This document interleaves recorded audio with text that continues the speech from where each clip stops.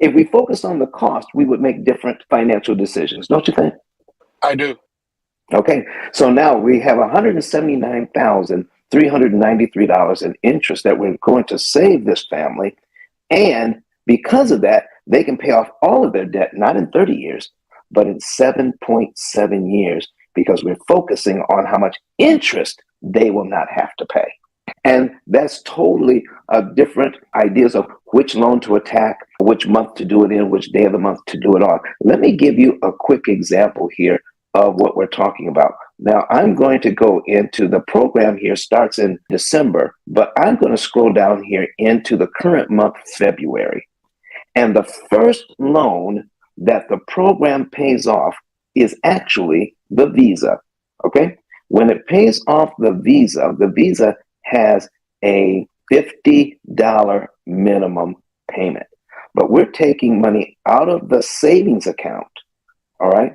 We were able to save up over $3,000 in savings. And now we're going to attack this loan and knock out the Visa in 1 month instead of doing it little bits at a time over maybe a year or two. So when we pay off that Visa, the program tells us that the future interest savings for knocking out that Visa is $1,736.34. So that is a valuable thing right there, knowing how much interest you save whenever you do something. So now when you pay your money, you know what you're getting for it exactly.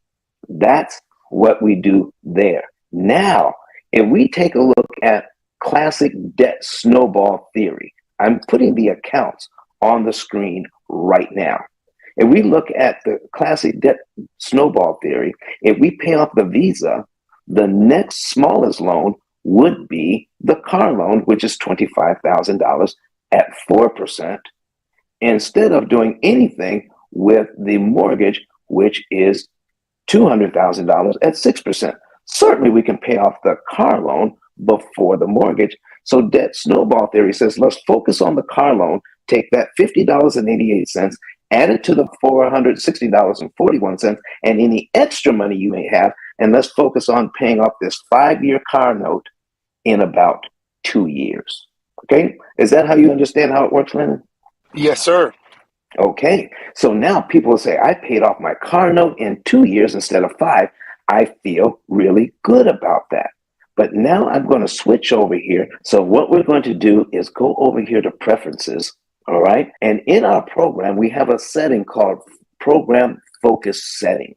So we're going to go over to program focus settings. And right now it's set to automatic. And when it's set to automatic, the program will choose how much money to pay, what month to pay it in, what day of the month to pay it on, and which loan to attack. So you always want to keep this on automatic so you can optimize your interest savings. But we have a drop down here and we can choose which loan we want to focus on. So right now it's on automatic and we see in the upper windows that the mortgage is going to pay off in 7.7 years and we're supposed to save $179,000 in interest. So watch what happens when I tell the program I want to focus on the auto loan because I want to practice debt snowball theory. So I'm going to click the auto loan. The program is going to recalculate its responses. Watch this. So now when we do this, there's a change in the program. Instead of paying off in 7.7 years, now all the debt is paid off in 7.8. So it actually takes longer. If I pay off the car loan 3 years early, it actually takes longer to pay off the loan. It goes from 7.7 to 7.8. So if I choose to pay off the car loan 3 years early by just focusing on the car loan, I don't save $179,000. I save $177,000 in interest. It actually cost me $2,000 to pay the loan off early, to pay that car loan off early, and just totally ignore the mortgage. Let me show you, folks, why that is. So, Lennon, were you surprised to hear that? I am, and I'm actually heading to work right now. I'm gonna mute myself, but I'm still gonna listening. I'll Okay. be listening to the examples and. All right. And I'm almost done with this, but thank you very much for bringing your question to the stage, sir. I wanted to thank you before you had to cut out. But now we're getting ready to show everyone why the program does what it does. When I click on, we're going to open up the car loan so everybody can see here. Over to the left, we see that the interest payments on the car loan start out at $83.33. If I pay off the car loan early, I actually start saving these $80 interest payments that we don't have to pay. That is why we can pay off the car loan in 2 years instead of 5 years. But to totally focus on the car loan means that all the extra money we have in the debt snowball is going to the car loan, and we're making minimum payments to the mortgage. And in that system, it's called baby step number 6. Baby step number 6 is when the mortgage is paid last. Okay, you pay off everything else, but the mortgage is paid last.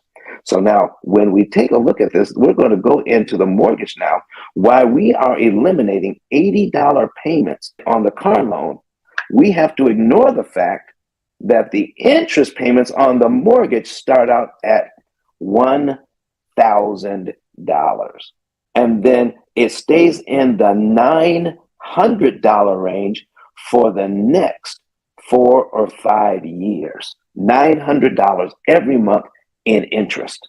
So let me ask you, folks, does it make sense to totally focus on a loan, to pay it off, and we're killing $80 payments, and totally ignore the loan that's costing us $900 to $1,000 a month for the next 2 years? That is the problem with the debt snowball. You are going to pay off your debt faster, but it's going to cost you more money in interest than you need to pay. And on average, if you have 2 families that have the same exact financial situation, and one uses the debt snowball and the other one uses the P.I.L.L method, the family with the debt snowball will pay $50,000 to $70,000 more in interest to get their good feelings of paying off their debt. And they won't even realize that they did it. That right there is a problem, folks. That $50,000 to $70,000 that could have been saved to go into that family's building up their generational wealth has just been spent on interest that they didn't have to spend, but they didn't realize that they were spending it. That's why it didn't hurt. And folks, that's called inattentional blindness. We're blind to what we don't pay attention to. And the banks so very much need you to be blind to the fact that we're paying all of that interest and we don't have to do it.